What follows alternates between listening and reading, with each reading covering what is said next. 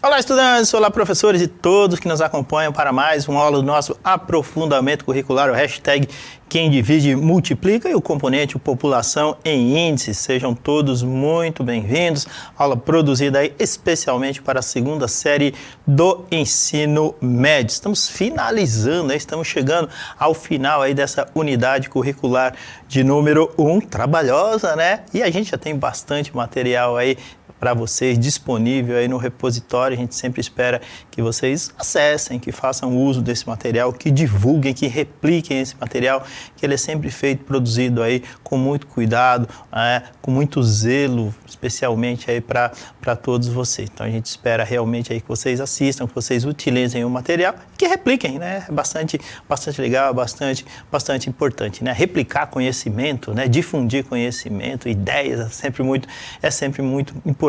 E nos dias de hoje, mais ainda em pleno século XXI, a comunicação está aí para isso, a informação ela está a um touch, não é? A um toque na tela de um celular, um touch aí, um toque na tela de um tablet ou qualquer coisa que se assemelhe aí, nesses iPads, iPods, enfim, tá? Tudo bem? Então, é só fazer uso disso aí, utilizar essas informações, né? E, naturalmente, fazer uso e divulgar essas informações de formas verídicas, né? Isso é muito importante. Pode e deve replicar, difundir, divulgar informações que sejam rigorosamente verdadeiras. Jamais divulgue, jamais replique informações que julguem duvidosas ou que certamente, né, você entende como falsas. É muito perigoso. E nas nossas aulas a proposta é justamente o contrário. É passar informações, transmitir informações que tenham fontes confiáveis e extraídas de lugares absolutamente seguros. Então, é essa a proposta aí. Tudo bem? Nosso diretor vai colocar o título da aula de hoje e nela a gente vai analisar as variáveis de uma amostra. Opa, já sabemos o que é amostra. Sim, professor, sabemos o que é uma amostra. Muitas aulas anteriores falamos sobre isso e a aula foi produzida por mim e também pela professora Roberta. Faz parte do nosso aprofundamento curricular, o hashtag Quem Divide Multiplica. Estamos na unidade curricular número 1, está acabando já, né? Que os números também importam e como a gente sabe que importa. Nosso componente curricular é o População e Índices e integramos aí a área de Ciências Humanas e Sociais Aplicadas com matemática e suas tecnologias, tá ok? Essa capa do nosso material indicando para vocês o aprofundamento curricular, o hashtag Quem Divide Multiplica. As aulas sempre são extraídas, sempre são produzidas, tendo como referência aí o material de apoio, o mapa. Vamos apresentar para vocês os nossos componentes curriculares, subir os 4 de uma vez, Guerreiro Russo, Maria Fernanda e Tiago, tá ok? E ainda sobre esse que vos fala aqui, o População e Índices, tá? Sob minha responsabilidade aí de produzir e apresentar a aula para vocês, tudo bem? Quadro integrador, tá? Temos aí a atividade integrada de número 4, né? Finalizando aí, tudo bem? E temos nela o planejamento de uma pesquisa estatística a partir de temas tratados nos componentes desse aprofundamento. Nesses componentes implica todos os componentes anteriores, né? Deixa eu voltar para vocês, né? Então, quando a gente fala de componentes, né? A gente está falando de quê? Está falando desses componentes aí, ó. Ah, tá vendo? Ó, desses aí. Ok? Então a gente procura integrar todos esses componentes dentro da nossa aula, dentro do nosso trabalho aí, que é o População em Índices, beleza? Então é essa a ideia. Vamos voltar então? Olha lá, a coleta de dados para a realização do planejamento de uma pesquisa estatística é fundamental para a qualidade das informações a serem analisadas, como a gente bem sabe, né? A população a ser pesquisada e os dados extraídos a partir das respostas obtidas podem ou não ter um grau de confiança, que depende, entre outras coisas, do tipo de pesquisa a ser realizada. A gente falou muito sobre isso em aulas anteriores. Bom, mas aí vem uma dúvida, né? Mas qual a melhor técnica de seleção de amostra a ser adotada em uma pesquisa? Bom, a gente sabe que tem algumas, né? Qual que é a mais adequada? Bom, antes de fazer essa escolha, a gente deve levar em conta algumas condições. Vamos a ela. A primeira: que recursos que eu tenho disponíveis para executar essa pesquisa, inclusive recursos orçamentários, né? Inclusive recursos relativos assim, ao tempo disponível que você tem, recursos financeiros, enfim, tá? O material que você tem. O tempo que levará todo esse processo. Poxa vida, você tem tempo suficiente, você tem prazos para cumprir? Então é outra questão que deve ser levada aí em consideração na hora da escolha aí da técnica de seleção que você vai utilizar como amostra. Bom, e a terceira situação são as dificuldades na realização na coleta de dados. Poxa, professor, tem todas essas questões? Tem, e elas são assim muito importantes, né? Talvez você não se veja no papel de um pesquisador hoje, mas ninguém sabe o dia de amanhã. Amanhã você se vê nesse mundo aí que dá tantas voltas, um belo dia você tem que trabalhar, você tem que realizar pesquisas estatísticas, inclusive aí, sei lá, de repente no seu próprio trabalho ou na faculdade que você escolheu. Quando que você vai para a faculdade, não tem muito jeito, né? Toda faculdade hoje em dia existe o chamado trabalho de conclusão de curso, né? Ele pode ser um artigo científico, pode ser uma monografia, independente do que for, você vai ter que fazer alguma pesquisa estatística, você vai ter que fazer algum estudo. E aí é importante, se levar em consideração esses três itens aí que a gente falou. Ou de repente, até no seu próprio mundo do trabalho aí, você acaba sendo envolvido com estudos estatísticos. É tudo muito dinâmico, a gente não tem certezas de nada. Certezas é que você pode, que de repente um belo dia vai encontrar esse tipo de estudo. E aí, naturalmente, você tem que estar, na pior das hipóteses, informado, preparado, adequado, você vai se ajustando conforme a necessidade que você tem de realizar essa pesquisa. Mas pelo menos você tem que estar ciente do que é uma pesquisa, como são tratadas as amostras, enfim. Então, há que se levar em conta esses três fatores que a gente vai mostrar aí para vocês novamente, só para reiterar, tá? Os recursos disponíveis, que a gente já comentou, o tempo que levará todo esse processo, às vezes você não tem esse tempo todo para a execução, e as dificuldades da realização da coleta de dados. Então a gente até fez uma aula aí, produziu uma aula de um questionário remoto, de um questionário via Forms mesmo, mostrando todas essas etapas, que tem lá seus benefícios também, mas nenhum tipo de técnica ela é 100% ideal, Sempre tem um ajuste, sempre tem uma outra situação que você tem que arranjar aí conforme a sua necessidade. Dependendo do que você tem, dependendo dos recursos, dependendo do tempo, dependendo das dificuldades que você tem, você acaba escolhendo, optando por uma ou por outra. Beleza? Então, é essa a ideia. Tá? Vamos ver um pouquinho aí, relembrar essas técnicas de amostragem. Olha lá o que aparece.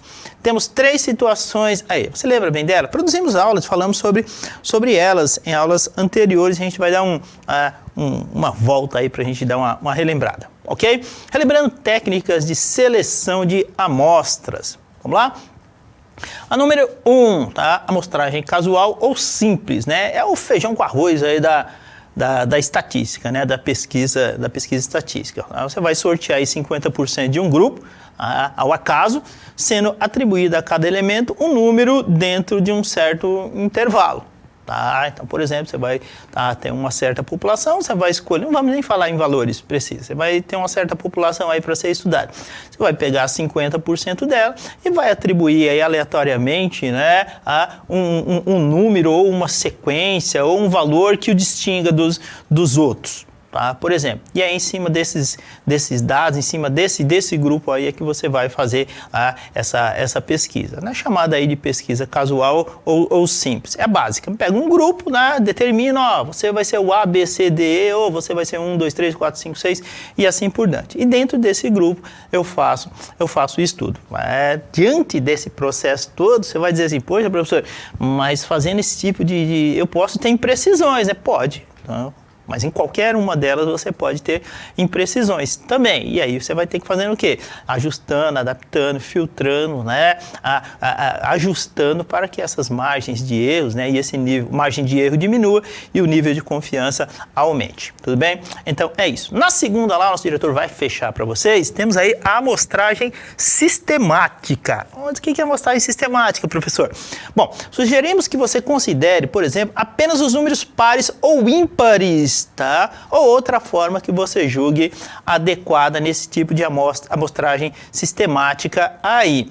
Bom, eu tenho um determinado grupo, então eu posso atribuir valores, né? O número de chamada, por exemplo, é uma situação bastante recorrente dentro da sala de aula. Eu quero fazer uma pesquisa, vou pegar só os números ímpares. O que eu estou fazendo aí? Eu estou fazendo uma amostragem sistemática. Estou escolhendo um determinado grupo, não determinei um percentual aí, tá ok? E a partir dela eu vou fazer o estudo, né, em cima desses valores. Pode ser o par, pode ser o ímpar, pode ser dentro da sala de aula, sei lá, o pessoal que tem uma certa faixa etária, sim, não tem problema nenhum. Ou pode até trabalhar por grupos específicos, né, características que você julgue interessantes para o estudo estatístico, né? Tudo muito volátil. Vamos dizer assim, né? Não dá para cravar, eu vou fazer tal coisa com tal grupo. Depende, naturalmente, do que você quer. Existem muitas técnicas aí para se fazer pesquisas, né? Grupos, você pode separar esses grupos de estudo em N formas, né? Para obter a informação que você quer de forma confiável e assim por diante. Beleza, então? Então já temos duas, né? A casual simples, a sistemática, e a terceira é a amostragem estratificada proporcional. Bom, nela o que se faz, né? Sugere-se que aplique a pesquisa em apenas 50% da turma, né, da população aí a ser estudada, com divisão proporcional entre rapazes e moças, ou aquele que você julgue mais adequado, né? Hoje a gente produz a aula falando dessas questões aí, rapaz e moça, mas a gente sabe que tem uma discussão muito ampla aí em cima da questão do próprio gênero, que não é o foco aqui da aula, mas assim, a gente deixa em aberto naturalmente. Estamos em pleno século XXI e a gente tem que se ajustar a essas questões todas, mas não vejo muito problema em relação a isso. Então a amostragem estratificada proporcional, ela trabalha nessa linha, né? Eu escolho 50% de uma determinada população e aí eu escolho proporcionalmente os grupos que eu quero estudar. Eu quero os rapazes e as moças. Legal, então eu vou pegar proporcionalmente. Então se eu peguei um terço, por exemplo, dos rapazes, eu vou pegar o quê? Vou pegar um terço das moças. Professor, mas na realidade eu tenho, sei lá, o grupo que eu peguei tem 60 rapazes, tá? E 40 moças, tá? Um terço de 60 é diferente, né? É mais que um terço de 40, sim, né? Mas aí o que acontece? Você está utilizando o princípio aí da proporcionalidade. Está dentro do objeto de estudo, sem muitos problemas. Tudo bem? Poderia ser ao contrário também. Mas a ideia o que é? É que aí você faça, né? Você vai fazendo recortes e ajustando a sua pesquisa à necessidade e aquilo que você precisa. Né? Quanto maior a população a ser estudada, né? Quanto mais apurada a técnica, quanto mais refinada, mais trabalhosa ela vai ser. E aí a gente volta naquelas 3 questões fundamentais, não é? A questão dos custos, né? A questão do tempo e a questão da dificuldade, tudo bem? Analisou friamente, criticamente isso aí, e aí você faz a opção que você achar mais adequada, tudo bem? Bom, aí a gente vai perguntar assim, poxa, mas qual delas é a melhor ou a pior? Bom, depende do seu objetivo, né? Cabe ao autor da pesquisa, tá? E a gente imagina que seja você, tá? Analisar as condições e os recursos que lhes são mais adequados. Ou seja, tá? A coisa do pessoal, né? A coisa de, poxa, a pesquisa é minha, então eu tenho que fazer, eu tenho que analisar o que é mais benéfico ou não. Ou, de repente, você vai trabalhar para uma empresa que faz pesquisa e aí, naturalmente, você acaba seguindo as normas, né? As diretrizes que a empresa, né? Ela determina. Mas uma coisa é certa, né? Do ambiente doméstico, né? Do ambiente domiciliar, até a maior empresa do Brasil, até a maior empresa do mundo, seja ela do agro ou seja ela de altíssima tecnologia, e o agro hoje está caminhando ali com a tecnologia, né, do homem do campo, né, as altas tecnologias, aí o que acontece, né? Você vai precisar de estatística, de recursos, né, e estudos, né? A gente sabe muito bem disso. Tudo bem? Então essa é a ideia. Conversaria com vocês aí, ó, horas e horas sobre esse assunto. É um negócio que rende, né? Eu fico imaginando aquela roda de conversa aí, as pessoas trocando ideia e gerando aí conhecimento produtivo. É muito importante. Juntou duas pessoas, não é? Vai ser umas besteirinhas de vez em quando, vai falar uma coisa ou outra que não tem nada a ver, mas é sempre muito legal você juntar 2, 3 pessoas ou mais, né? Aqueles amigos lá, e ter aquela conversa legal, e ter aquela conversa produtiva, bacana, que sempre gera conhecimento. Muito legal. Vamos dar sequência, então? Olha lá o que a gente vai apresentar para vocês. Como já visto anteriormente, tá? Podemos escolher a realização de uma pesquisa censitária ou amostral. Lembra da diferença? Censitária, eu vou trabalhar, vou escolher, né? Vou fazer o estudo em toda a população. Censitária. Então, a mais famosa delas, como a gente já sabe, é o censo demográfico, né? Aqui no Brasil, realizado aí com a periodicidade aí de 10 anos, né? Com toda essa questão da pandemia, foi adiada também, como a gente sabe. Mas a gente já conversou em aulas anteriores. É muito importante o censo demográfico. Então, uma pesquisa pode ser censitária ou ela pode ser amostral, população muito grande, e aí a gente vai e colhe, né, trabalha em cima de amostras, que a gente sabe que tem regras, tem condições, enfim, tudo bem? É o que a gente está falando. Bom, caso a escolha recaia na segunda, ou seja, na amostral, temos que definir o tamanho dessa amostra. Professor? Sim. Vou pegar uma amostra de qualquer jeito, fazer o estudo, bonitinho, tal, e pronto, apresento. Não é assim, tá? Quando calculamos o tamanho ideal para uma amostra, uma pesquisa estatística, garantimos que os dados coletados representem as características da população, público-alvo dessa pesquisa.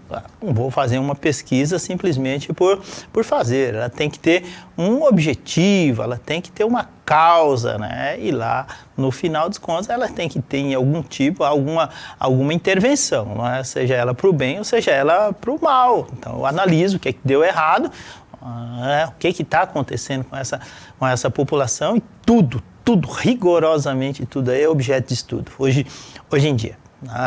Tudo para você ter uma ideia. Vivemos tempos aí de pandemias, ainda vivemos, né? E aí você percebe que esses estudos, né, dessas questões envolvendo aí a Covid-19, não só ela, né, mas todas as outras doenças aí, toda essa questão das vacinas, muito importante, né? Eu mesmo já sou um cara que tomou todas as doses, se tivesse que tomar mais, tomaria quantas forem necessárias. Vacina é algo muito importante, e até alguns anos atrás ninguém questionava, né, por que se tomava vacinas, né? Então, hoje em dia, com toda essa questão, com toda essa disseminação aí de coisas ruins, de coisas falsas acerca de vacinas, é muito prejudicial à saúde da população como um todo, ok?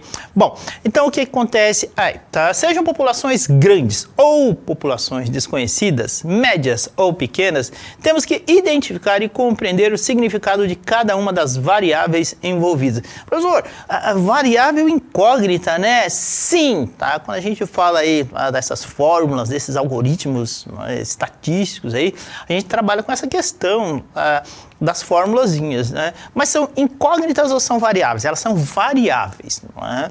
A gente tem aulas disponíveis aí para vocês que falam sobre essa questão do que é uma incógnita, né? Valor desconhecido, e do que são essas variáveis. Esses números aí que aparecem indicados por letras, né? N, Z, P e o E, eles têm uma dinâmica de mudança, eles não são fixos aí, né? Então, como existe aí a possibilidade de mudança constante entre eles para cada população, ou até mesmo, né, em instantes, né? Você pode ter uma população que hoje ela é de um tamanho, amanhã ela pode ser de outra, e aí dependendo do que você vai fazer durante a primeira semana ou a segunda, esses números podem variar. Olha o que eu estou falando, esses números podem variar, tá? Então, considerando populações grandes ou desconhecidas, o tamanho ideal para uma amostra será calculado através da expressão algébrica. Então, temos a expressão N, que é igual, aí tem uma divisão, né? Z ao quadrado vezes P, que multiplica 1 menos P dividido por E elevado ao quadrado. Professor Osmar, isso é grego, né? O menino das libras, quem que é? O Guilherme ou o Tiago? Olha lá, eu acho que é o Tiago, né? É o Guilherme? Guilherme, tá? Guilherme, você era bom em matemática, Guilherme? Bom, o Guilherme falou que é fera em matemática. Não, Guilherme, poxa vida. Olha lá, por que eu estou falando isso? Estou falando por conta aí das fórmulas que aparecem. Normalmente a gente trata fórmulas matemáticas como os monstros, e elas não são.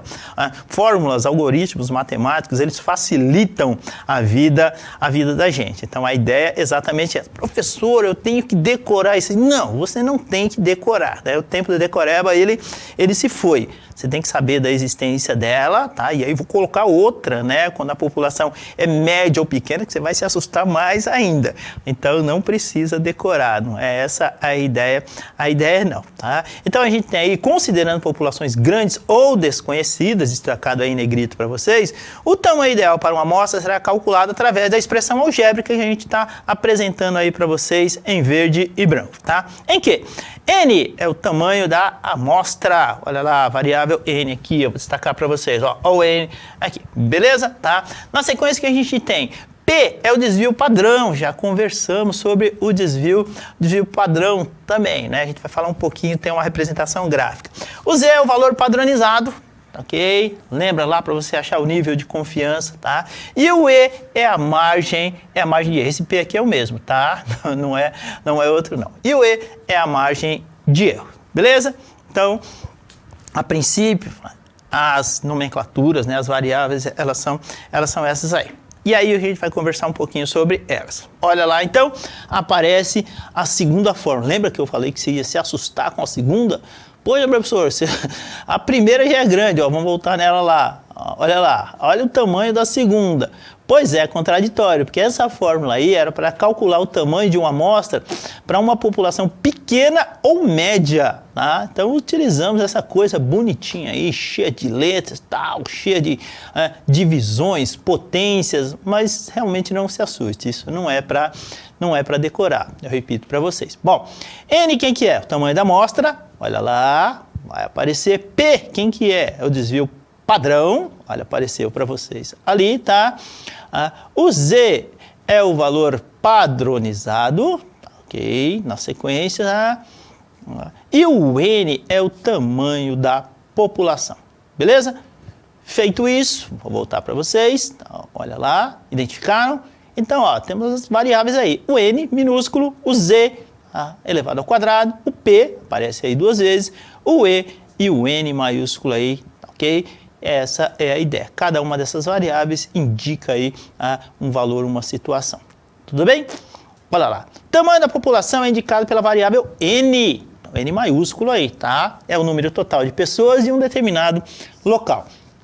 A precisão da definição do tamanho de uma população possui uma grande influência no cálculo do tamanho ideal, tá, da amostra, quando se tratar de uma população pequena. Importante, né? Porque assim, se a população é muito pequena e você pega uma amostra que não seja proporcional, que não seja ideal, vai dar erros, assim, não vai ser fidedigna, né? Não vai refletir a realidade daquelas informações que você quer. Tudo bem? Bom, quando se trata de uma população pequena, né, nesse caso aí, porém, em populações muito grandes, pode-se usar o tamanho aproximado, quando não é possível determinar um tamanho exato. Poxa, eu não sei o tamanho da população, tá? Eu posso fazer um recorte, eu posso pegar uma amostra dela? Pode, só que não é de qualquer jeito. Você vai ter que fazer a utilização do cálculo aí, que a gente já fez, inclusive, né, em aulas anteriores. Tranquilo? Olha lá na sequência. Vamos falar de margem de erro. Ops! Uma plaquinha aí indicativa. Ops! Advertência, né? Tá divertindo. Opa! Tem alguma coisa errada. E a margem de erro ela é indicada pela variável E. é uma porcentagem que indica a precisão, ou seja, o quão próximos estão os resultados obtidos da amostra em relação ao possível valor real para a população total. Veja que importante isso é, né? Vocês ouvem muito falar nessa questão da margem de erro de uma pesquisa, e ela é dada na forma percentual, né? Quando ela é muito alta, ela é uma porcentagem, 2%, é uma margem de erro boa, razoável. Boa não, razoável, tá? Passou disso aí também, né? Já não é ideal. Mas enfim, depende do tamanho aí da amostra, da população que está sendo estudada. Essa margem de erro pode variar para mais ou para menos. Mas é muito importante, né? Pesquisas há muitos anos atrás não trabalhavam essa questão, ou não eram divulgadas essa questão da margem de erro. Eu acho que não eram divulgadas, calculada era. De uns anos para cá já aparece, né, não sei se por força de lei, é obrigado a se falar da margem de erro de uma pesquisa, também para mais ou para menos, ok? Então aparece uma advertência aí para o pessoal. Ok? Na sequência, aí nós temos o quê? Eita, o famoso desvio padrão indicado aí pela variável P. Futuros universitários se acostumem com essa palavra aí, desvio padrão. Encontrarão muito na vida. É o valor que indica a variação esperada entre as respostas, ou seja, é uma medida que expressa o grau de dispersão de um conjunto de dados. Quanto mais próximos do zero for o desvio padrão, mais homogêneo ele será. Tá ok? São os dados. E quanto maior for o seu valor, maior será a dispersão dos dados. Eu costumo falar, né, que a média está aqui, né? Ó, tá vendo? Isso aqui é a média. O desvio padrão, ele analisa o quão próximo essas informações estão se aproximando aqui da média. E a variância é o contrário, né? Ela estuda o quanto que esses dados aí, eles se afastam aí do centro. Então, são chamadas medidas de dispersão. Temos as medidas de tendência central, média, mediana e moda, e as medidas de dispersão, as mais conhecidas aí, o desvio padrão e a variância, tá? Tudo de muito objeto de estudo aí, tem chão, tem lenha aí, se você quiser pesquisar, vai ter trabalho aí para muito tempo, ok? Na sequência, a gente apresenta para vocês aí o nível de confiança. Olha lá. Você pularia daquele penhasco? Os pinguins pularam. O nível de confiança alto. Ok? Opa, vou pular, não. Nível de confiança escolhido, ele define um nível de certeza, tá, de que a pesquisa realmente representa as características da população, considerando a margem de erro escolhida. Então, veja aí, ele representa as características da população considerando a margem de erro. Então, você consegue amarrar aqui essa questão do nível de confiança com a margem de erro, tá? Associada a quem? Associada a esse valor padronizado aí apresentado para vocês na tabela, tá? Que é o valor padronizado a partir do nível de confiança de um valor do desvio padrão dos dados da população. E ela é definida uma constante chamada de valor padronizado, que é o que a gente apresenta aqui para vocês. Um coeficientezinho numérico aí decimal, tá ok? Associado às porcentagens, tudo bem? Bom, os valores padronizados para os níveis de confiança mais utilizados, tá, pelos pesquisadores são, tá? Então, quanto maior o nível de confiança, eu vou mudar esse índice aqui, tá, ok? Aonde? Lá naquela fórmula que a gente trabalhou, dependendo da população que você está estudando ou não, tá? Então, o nível de confiança de uma pesquisa, tá ok? Ele é substituído aí por esse valor padronizado. A gente sabe que toda vez que você tem uma porcentagem e você substitui esse valor, normalmente ele vai aparecer na forma decimal, mas a gente não pode colocar 0,85, tá? Então, estudos determinam que esse valor padronizado aí, ele substitui na forma e determina aí o nível de confiança numa pesquisa estatística. Tem chão, tem lenha aí pra gente falar mais 2, 3, 4 aulas, mas enfim, a aula tá acabando, tá ok? Falei uma barbaridade, espero que vocês tenham compreendido, que a aula tenha sido interessante, que a aula tenha sido produtiva e que a gente tenha deixado aí, né, uma sementinha de curiosidade para você pesquisar e buscar mais informações sobre esses temas que são muito importantes e relevantes aí para o estudo de populações, tá? Algo muito recorrente, algo muito importante nos dias de hoje. Beleza? Deixo o meu agradecimento a todos. A aula está acabando. Nosso diretor vai colocar o QR Code para vocês fazerem uma análise aí da aula. É rapidinho, né? Você acessa um forms aí, responde e envia aqui pra gente, é sempre muito importante. Deixo meu agradecimento ao pessoal das Libras. Guilherme, abraço, tá? Pro lugar errado. Olha lá, valeu Guilherme, obrigado. Thiago aqui também estava com a gente. A nossa equipe de produção, sempre fantásticos e incríveis. Obrigado a toda a equipe de produção, obrigado à nossa produtora, obrigado a todos que fazem que essa aula aconteça. Valeu, um abraço, obrigado e até a próxima aula.